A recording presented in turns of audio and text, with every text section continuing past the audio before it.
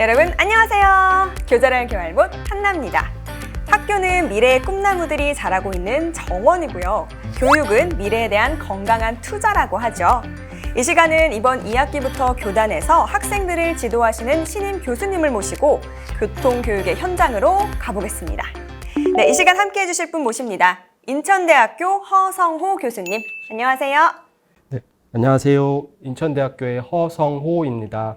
네, 반갑습니다. 네, 반갑습니다. 네, 이번 2학기부터 새로 임용이 되셨는데 어떤 과목을 지도하시나요? 네, 저는 이번에 임용되어서 친환경 물류와 관련된 과목, 그리고 물류 R&D와 관련된 과목, 세미나 형식의 물류 분야의 다양한 주제들을 리뷰하는 과목까지 총 3개의 과목을 강의하고 있습니다. 오, 3가지를 강의를 하시는군요. 이전에 한국교통연구원에서 연구를 하셨는데요. 연구원과 학교, 어떤 차이를 느끼시나요?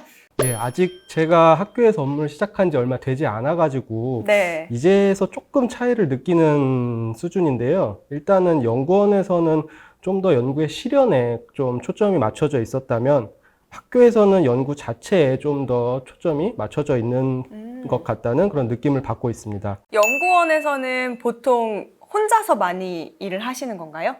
혼자 하기도 하고 뭐 같은 동료 연구자들하고 같이 하기도 하고 네. 예, 그렇습니다. 근데 학생들을 만나면 소통이 더 많아지겠어요. 그렇죠. 아무래도 학생들은 또 소통을 많이 하고 또 제가 지식을 좀 더 전달해 줘야 되는 그런 역할이 있기 때문에 예, 그런 역할이 또 좀 차이가 있는 것 같습니다. 네, 맞습니다. 요즘 코로나로 사실 정상적인 수업이 조금 힘든 상황이죠. 학교 분위기가 어떤가요? 코로나로 인해서 아직까지도 저희 아마 대부분 그러실 텐데 온라인 수업을 하고 있는데요. 네. 작년에 들어온 신입생들 같은 경우에는 학교에서 한 번도 수업을 받지 못한 학생들도 있을 정도입니다. 그러다 보니까 아무래도 예전에 느꼈던 그 캠퍼스의 어떤 활기 이런 것들이 좀 적은 것 같아서 좀 아쉽습니다. 네, 정말 아쉬운데요. 학생들이 하루빨리 그 캠퍼스의 그 활기찬 느낌 속에서 수업을 할 수 있으면 좋겠습니다. 인천대학교가 이 바다가 보이는 아름다운 캠퍼스라고 알려져 있는데요. 어떤가요?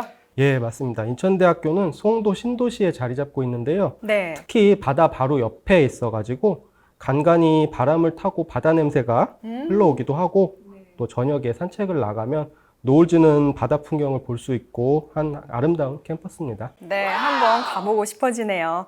네, 오늘은 교통의 미래가 담긴 교육 현장에 새로 부임하신 교수님과 이야기를 나누고 있습니다. 먼저 yes or no 퀴즈부터 시작하겠습니다.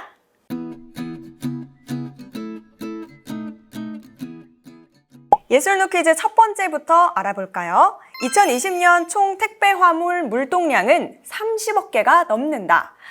네, 택배 물동량이 굉장히 많을 거라고 생각은 들지만 과연 30억 개까지 될까 싶어서 저는 NO 가겠습니다. 네, 교수님 정답은요? 네, 정답은 예스입니다. 30억 개나 되나요? 네, 네. 2020년도 총 택배 물량은 33억 7천만 개로 조사됐습니다. 네. 이것은 2019년도에 비해서 21% 정도 성장한 아주 높은 성장을 보였는데요. 네. 2018년도에도 또 2019년도에도 전년 대비 약 9.6% 내지 9.7% 정도의 성장을 보이는 등 매우 높은 성장을 보였는데 네. 아마 코로나로 인해서 2020년도에는 특히 높은 성장률을 보인 것 같습니다. 그렇군요. 참고로 그 2020년도에 33억 7천만 개의 택배 물량은 어느 정도냐면은 우리나라 인구수를 기준으로 했을 때 한 명당 연간 평균 65개의 택배를 이용했다는 의미인데요. 네. 지속적으로 보면 일주일에 1개 이상을 이용했다는 그런 의미를 한다고 할 수 있고요. 네네. 만약에 4인 가구라면은 일주일에 평균적으로 4개 이상의 택배를 이용한 것으로 볼 수 있는 매우 높은 이용률입니다. 이렇게 설명을 해주시니까 딱 감이 와요. 저도 사실 매일 1개씩은 받는 것 같거든요. 특히나 코로나가 이제 발생을 하면서 더욱더 늘어났는데, 네, 그렇게 생각을 하니까 30억 개가 이해가 되네요. 네, 자, 그러면 다음 문제 가겠습니다. 물류에서 수송이 차지하는 비중이 70% 이상이다. 네, 물류에서 교통이 중요하죠. 그래서 70% 이상 저는 맞는 것 같습니다. 예스 가겠습니다. 정답은요? 네, 예스 맞습니다. 네, 설명해 주세요. 네, 무엇을 기준으로 하느냐에 따라서 조금씩 차이가 있을 수는 있습니다만은 네. 국가 물류 산업의 규모를 나타내는 국가 물류비를 기준으로 보았을 때 물류에서 수송이 차지하는 비중이 국가물류비 기준 약 71% 정도 됩니다. 네. 그만큼 물류와 교통의 관계가 밀접하다고 할 수 있겠죠. 그렇군요.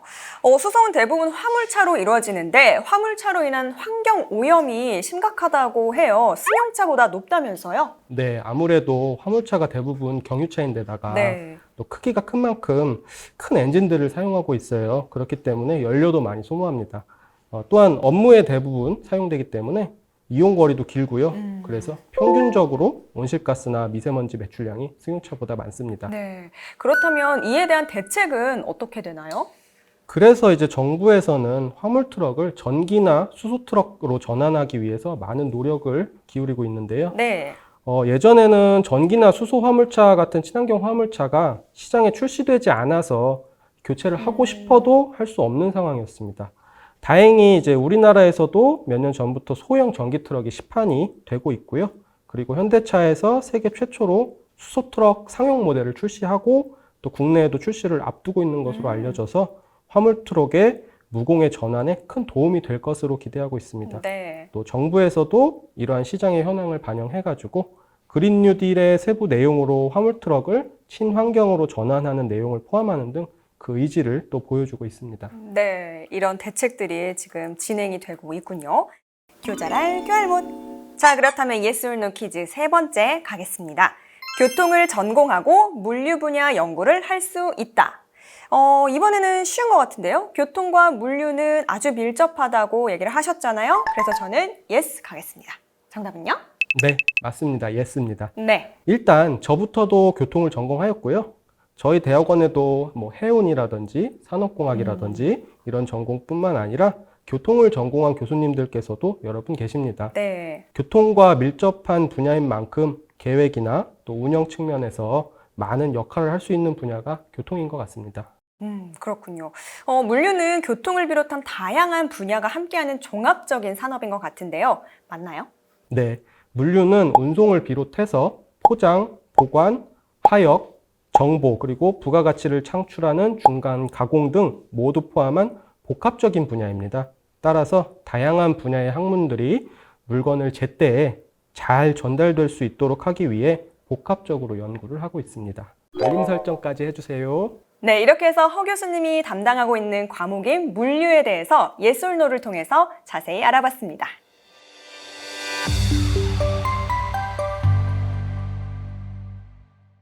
네, 이번에는 의미가 담긴 사진을 통해서 이야기를 나눠보는 시간입니다. 어떤 사진인지 함께 보시죠.